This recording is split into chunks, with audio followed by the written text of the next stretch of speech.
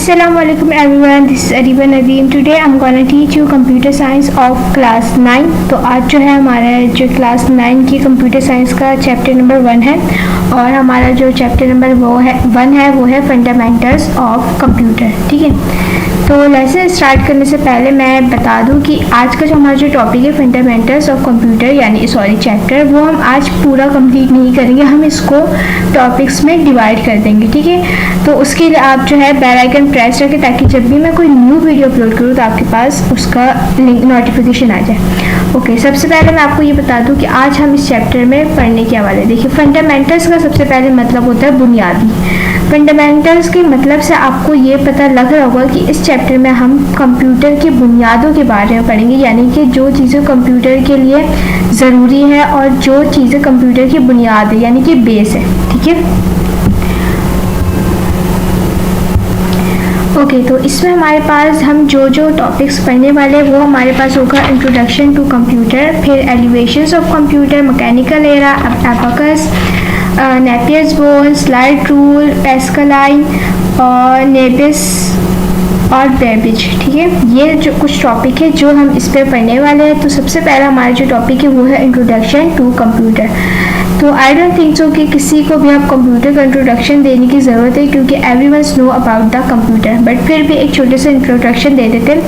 Okay, सबसे पहले everyone know that computer जो है हमारे पास एक इलेक्ट्रॉनिक डेटा प्रोसेसिंग मशीन है जो कि हमारे किसी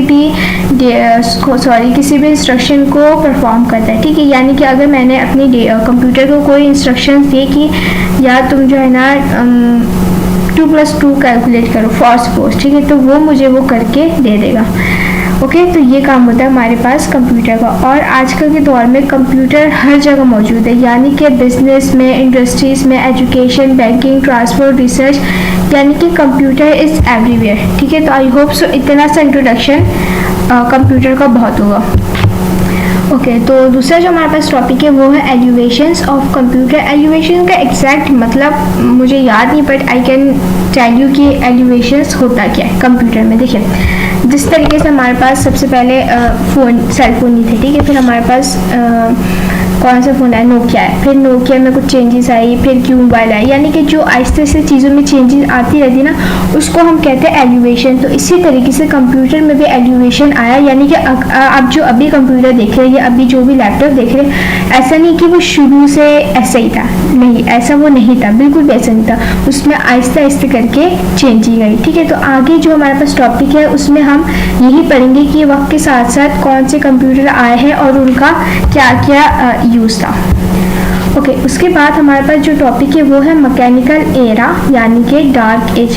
तो मैकेनिकल एरा से हमें ये समझ आ रहा है कि अब हमारे पास मैकेनिकल एरा में जितने भी कंप्यूटर्स इन्वेंट हुए ना वो सारे मैकेनिकल थे, यानी कि इलेक्ट्रॉनिकल नहीं थे क्योंकि उस वक्त बिजली नहीं थी। ठीक है, तो मैकेनिकल एरा में हमारे पास सारे वो थे कंप्यूटर जो हम मतलब विदाउट इलेक्ट्रिसिटी यूज़ कर सकते हैं। ठीक है, ओके, तो हमारे पास जो है हमारी हमेशा से इंसानों की यानी कि हमेशा से कोशिश थी कि हमारे पास कोई ऐसी चीज़ हो या यानी कि कोई ऐसी मशीन हो जो हमारे जितने भी मैथमेटिकल प्रॉब्लम्स हो उसको इजीली सॉल्व कर सके। ठीक है, तो इसलिए हमने डिफरेंट चीज़ें बनाई जिसमें हमारे पास आ जाता है मैकेनिकल एरा। मैकेनिकल एरा में हमने जो सबसे पहले चीज़ बनाई थी वो थी अबाकस।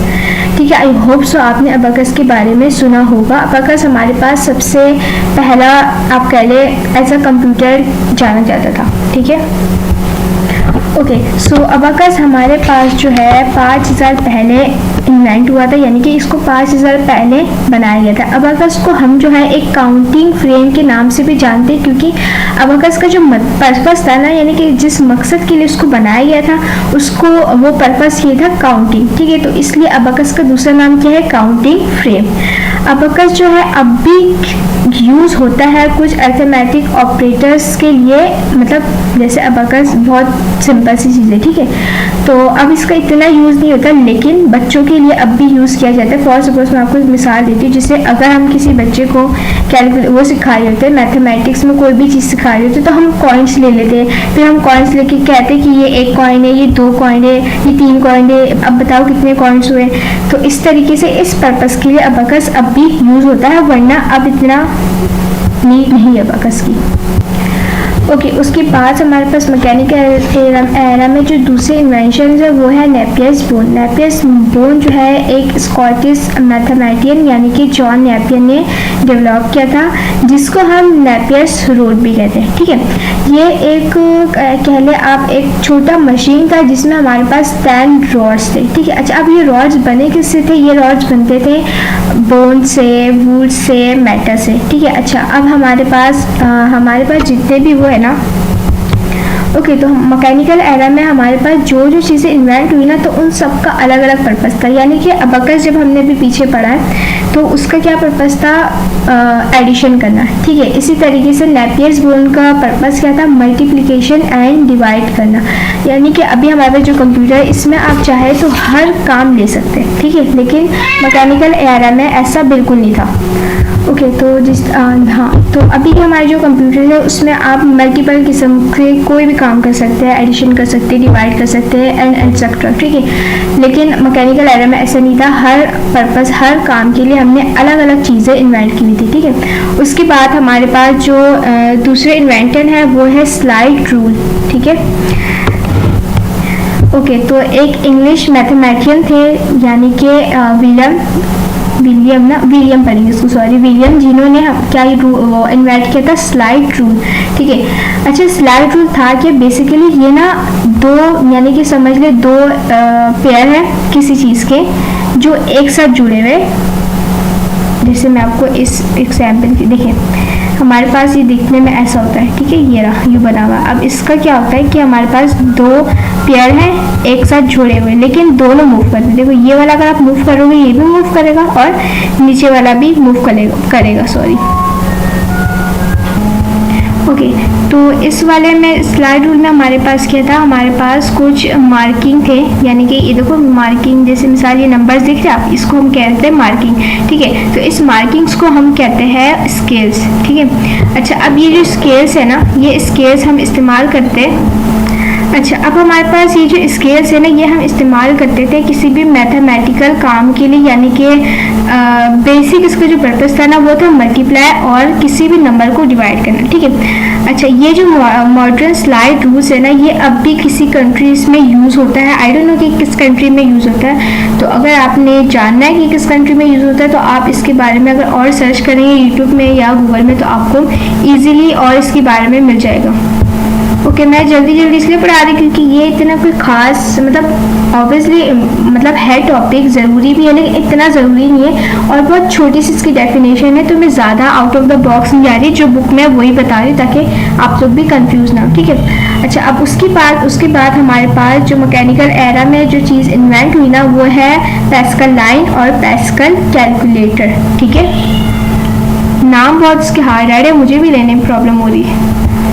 ओके, तो हमारे पास एक फ्रेंच मैथमेटिशियन है जिनका नाम है ब्लाइस पैस्कल, जिन्होंने जो है एक मैकेनिकल कैलकुलेटर इन्वेंट किया है जिसका नाम है पैस्कल लाइन, यानी कि जिसके बारे में आप अभी पढ़ रहे हैं। ठीक है, अच्छा इन्होंने जो है ना ये यानी कि हमारे पास जो पैस्कल लाइन है ना, ये इन्होंने डेवलप किया था इनके फादर के लिए, यानी कि इनके फादर के लिए हेल्प के लिए, जो किस में काम करते थे? एक टैक्स कलेक्टर में काम करते थे। अच्छा पैस्कल लाइन का जो है ना, जिस तरीके से मैंने आपको बताया कि हर एक मशीन का एक अलग काम होता है और एक अलग पर्पस होता है। ठीक है, तो इसी तरीके से पैस्कल लाइन का जो काम था ना वो ये था कि किसी भी नंबर को जो है एक फिगर्स की मदद से एडिशन यानी कि ऐड, सब्ट्रैक्ट यानी कि सब्ट्रैक्ट करना यानी कि माइनस करना। ठीक है, ओके, सो आई होप ये आपको समझ आ गया होगा। अच्छा, लेकिन इसमें ये था, ये थोड़ा सा मुख्तलिफ है बाकी उससे। पैस्कलाइन यूज़ करने के लिए आपको सबसे पहले आप ये व्हील्स देखें, इस यहाँ पर ये जो व्हील्स है, इस व्हील को एडजस्ट करना होता है, ठीक है। एडजस्ट करने के बाद ही जो है आप किसी भी किस्म का यानी कि एडिशन या सब्ट्रैक्शन इसमें कर सकते हैं ईजीली, ठीक है। तो इसका पहला पर्पस क्या है कि आप जो इसको एडजस्ट करें, देन आप इसको यूज़ करें। ओके, अब देखिए जैसे जैसे हमारे पास मैकेनिकल एरा में जो है ना चीज़ें इन्वेंट होती रहती है, उसी तरीके से चीज़ें देखिए चेंज होती रही। आप देखिए पहले जो है सिर्फ हमारे पास क्या कहते हैं अबाकस था, जो वो दिखने में भी अलग था, उसके काम भी सिर्फ दो ही थे। फिर उसके बाद हमारे पास क्या आया, नेपियर्स बोन आया, फिर स्लाइड रूल आया, फिर पैस्कलाइन आया, ठीक है। अब हमारे पास मैकेनिकल एरा के उसके क्या कहते हैं, ये जो टॉपिक है लिबनीज कैलकुलेटर, ठीक है। लिबनीज कैलकुलेटर जो है एक जर्मन मैथमेटिशियन यानी कि गोटफ्राइड वेल्हेम, एक तो नाम बहुत मुश्किल है, मुझे ही लेना नहीं आ रहा, गोटफ्राइड वेल्हेम लेबनीज, ठीक है, इन्होंने ये इन्वेंट किया था। ओके, इसको हम जो है एक स्टेप्ड रैक नॉकर के नाम से भी जानते हैं। अच्छा, इसमें जो सबसे बेहतरीन चीज़ क्या थी, या आप कह लें सबसे बेस्ट यही था। क्यों? इसमें बेहतर चीज़ ये थी कि इसमें आप सारे काम कर सकते, यानी कि जैसे अबाकस के लिए हमने अबाकस में सिर्फ क्या काम होता था, एडिशन और सब्ट्रैक्शन, ठीक है। फिर पैस्कलाइन में क्या होता था, मल्टीप्लाई, एडिशन और सब्ट्रैक्शन। फिर स्लाइड रूल में क्या होता था, मल्टीप्लाई और डिवाइड। लेकिन इसकी खास बात ये है कि ये सारे काम कर सकता है, मतलब सारे से मुराद की बेसिक जो हमारे पास अरिथमेटिक होती है ना, जैसे एडिशन, सब्ट्रैक्शन, मल्टीप्लाई और डिवीजन, ये चारों काम जो है आप इसकी मदद से कर सकते हैं। ये इसकी बेस्ट चीज़ थी। तो अब खुद आप नोट करेंगे कि जैसे जैसे वक्त गुजर रहा है तो चीज़ों में डिफरेंस आ रहा है, चीज़ें और मज़ीद बेहतर हो रही, ठीक है। तो इसी को हम कहते हैं एलिवेशन ऑफ कंप्यूटर, क्योंकि हम कंप्यूटर साइंस पढ़े तो ऑब्वियसली फिर कंप्यूटर की बात होगी। अच्छा, उसके बाद हमारे पास आ गया बेबेज डिफरेंस एंड एनालिटिकल इंजीज। ये बहुत इंपॉर्टेंट टॉपिक है, तो इसको मैं आपको सजेस्ट करूँगी आप गौर से सुनिएगा, ताकि आपको कोई भी अगर कन्फ्यूजन हो तो आपको वो इजीली समझ आ जाए। ओके, आपने उम्मीद है कि आपने चार्ल्स बेबेज का नाम लास्ट भी सुना होगा, ठीक है। तो चार्ल्स बेबेज जो हमारे पास एक इंग्लिश मैथमेटिशियन थे एंड मैकेनिकल इंजीनियर थे, ठीक है। इनको हम फादर ऑफ कंप्यूटर के नाम से भी जाने जाते हैं। क्यों? अच्छा, अब उसकी वजह आपको अभी पता चल जाएगी। आपने जनरल नॉलेज में अक्सर सुना होगा कि father of the computer is Charles Babbage. इसका रीज़न ये है कि उन्होंने जो है ना एक फर्स्ट यानी कि दुनिया का फर्स्ट कंप्लीट कंप्यूटर मशीन जो है क्या कर दिया था, इन्वेंट किया था, यानी कि जिसमें आप सारे काम कर सकते हैं, ठीक है। ओके, अच्छा, अब हमारे पास ये जो एनालिटिकल इंजीज है ना, ये एक ऑटोमेटिक मैकेनिकल कैलकुलेटर था, यानी कि ये ऑटोमेटिक जो है ना कोई भी कैलकुलेशन कर सकता था। ओके, हमारे पास ये वाला जो क्या था एनालिटिकल इंजीज है ना, वो बाकी जो एराज के हमारे पास हुआ है ना कंप्यूटर, उससे डिफरेंट था बहुत ज़्यादा। क्योंकि एक तो इसमें हमारे पास सारे जो है कंप्लीट कंप्यूटिंग मशीन आ गई, ठीक है, पहला रीज़न ये। दूसरी रीज़न ये बहुत लास्ट था, यानी कि एक रूम के बराबर इतना लास्ट है, ठीक है। तीसरी बात ये कि ये हमारे पास बना था मेटल से, और ठीक है मेटल से बना था, तो ये इसमें डिफरेंस था। और आगे हम इसमें पढ़ते हैं आगे इसमें क्या क्या चीज़ें जो है पीछे वालों से मुख्तलिफ है। अच्छा, अब आपने पीछे जितने भी पढ़े उसमें आपने कहीं पर भी ये नहीं पढ़ा होगा कि हमारे पास जितने भी कैलकुलेशन है ना वो ये स्टोर कर सकता था, ठीक है, ऐसा आपने कहीं भी नहीं सुना होगा। लेकिन एनालिटिकल इंजीज का एक अच्छा फ़ायदा ये भी था कि ये कोई भी टेम्परेरी डेटा है ना उसको प्रोसेसिंग तो करता था, लेकिन साथ साथ उसको उसकी जो रिजल्ट है ना या उसको स्टोर भी कर लेता था। यानी कि मिसाल के तौर पे अगर उसका एक हमने कैलकुलेशन की, उसका रिजल्ट आया 2900, ठीक है, फॉर सपोज, तो उसका क्या हुआ, रिजल्ट हमारे पास दिखाया तो है लेकिन हमारे उस कंप्यूटर में क्या कहते हैं यूज़ भी कर देता है, ठीक है। दूसरी चीज़ इसकी फ़ायदेमंद ये थी कि ये जो है यूज़र को अलाउ करता था कि वो अपने कैलकुलेशन को ना एक तो पहले वो कैलकुलेट कर ले, फिर उसके रिज़ल्ट जो आए ना उसको प्रिंट भी करवा ले, ठीक है। तो आई गेस ये आपको टॉपिक समझ आ रही होगी। ये टॉपिक थोड़े से शायद डिफ़िकल्ट आपको लग सकता है और थोड़ा लेंथी भी, but I try my best कि आप लोग को समझ आ जाए, ठीक है। ओके, ये जो भी मैंने आपको सारी हिस्ट्री बताई ना, ये थी हमारे पास 1922 की, ठीक है। उसके बाद 8022 की। उसके बाद 8037 में क्या हुआ, 8037 में चार्ल्स बेबेज ने यानी कि द फादर ऑफ कंप्यूटर ने अगेन जो है ना एक डिज़ाइन बनाया, लेकिन उसको बिल्ड नहीं कर सका। कहाँ पर, 37 में, ठीक है। और उसका नाम क्या था हमारे पास, एनालिटिकल इंजन, ठीक है, जो उन्होंने डिज़ाइन किया था, बट उसको क्या कहते हैं, बिल्ड ही नहीं कर सके, ठीक है। ओके, तो जो हमारे पास एनालिटिकल इंजन 8037 में उन्होंने डिज़ाइन किया था ना, उसका पर्पस क्या था कि वो जो है किसी भी, सॉरी एक मिनट,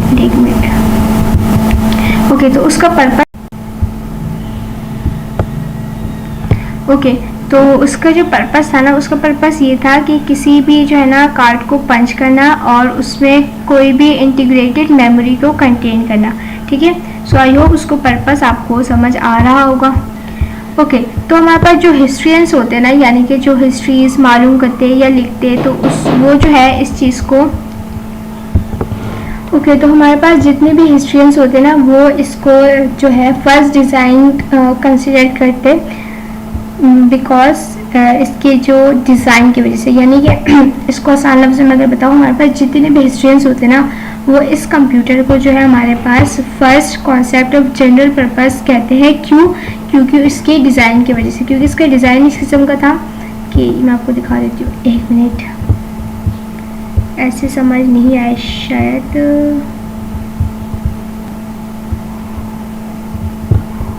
वेट,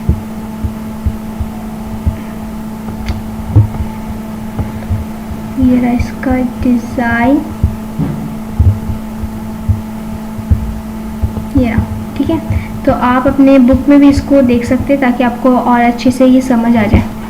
ओके, सो ये आज का हमारा जो टॉपिक था, और आई होप सो आपको ये सारे टॉपिक्स क्लियर होंगे। बट वीडियो एंड करने से पहले मैं जो है इसका एक छोटा सा रिवीजन दे देती हूँ जल्दी से, ठीक है। तो सबसे पहले हमने पढ़ा इंट्रोडक्शन ऑफ कंप्यूटर। तो इसमें हमने कंप्यूटर के इंट्रोडक्शन के बारे में पढ़ा है कि कंप्यूटर एक इलेक्ट्रॉनिक डेटा प्रोसेसिंग है जो कि हमारे इंस्ट्रक्शन को फॉलो करके हमें हमारा कोई भी जो है काम परफॉर्म कर देता है, ठीक है। उसके बाद हमने पढ़ा एलिवेशंस ऑफ कंप्यूटर, यानी कि किस तरीके से वक्त के साथ साथ कंप्यूटर ने अपने अंदर जो है तब्दीली लाई।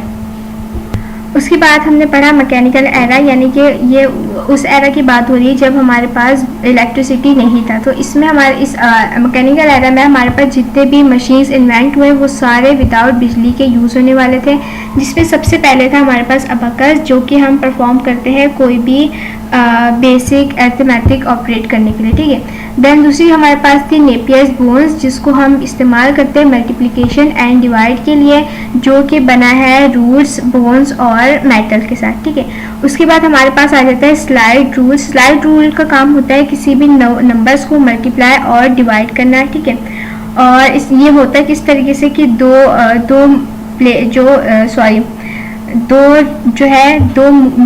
हरकत करने वाले जो है रूल्स, वो एक साथ, यानी कि एक साइड पे एक होता है, दूसरी साइड पे दूसरा होता है, ठीक है। ये इस किस्म का ये बना हुआ है, ठीक है।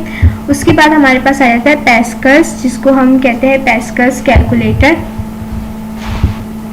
ओके, तो पैस्कलाइन कैलकुलेटर का जो काम था वो बहुत ज़्यादा बेहतर होता है, क्योंकि इसमें क्या होता है, इसमें आप सारे मैं कंफ्यूज हो गई। पैस्कल्स कैलकुलेटर का काम होता है किसी भी दो नंबर को एडिशन और सब्ट्रैक्ट करना, ठीक है। ये किसका काम होता है, पैस्कल्स का होता है, ओके। उसके बाद हमारे पास आ जाता है लेबनीज़ कैलकुलेटर। अच्छा, लेबनीज़ कैलकुलेटर इन सब में सबसे बेहतरीन होता है। क्यों? क्योंकि उसके अंदर ये सलाहियत होती है कि वो चारों जो है, यानी कि एडिशन, सब्ट्रैक्शन, मल्टीप्लाई, डिवाइड, वो चारों काम हम एक ही चीज़ से कर सकते हैं, ठीक है। उसके बाद हमने पढ़ा है चार्ल्स बेबेज के जो है फर्स्ट कंप्यूटर इन्वेंट हुआ था।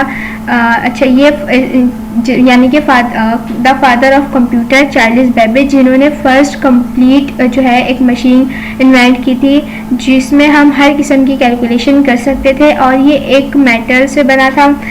और दूसरी चीज़ ये एक बहुत, यानी कि एक कमरे के बराबर था, ठीक है। तो ये मैंने आपको आज के टॉपिक में हमने जो पढ़ा है ना, उसका जल्दी से रिवीजन दे दिया। अगर आपको वीडियो समझ ना आई हो तो आप अगेन देखिए, क्या पता आपको अगेन समझ आ जाए।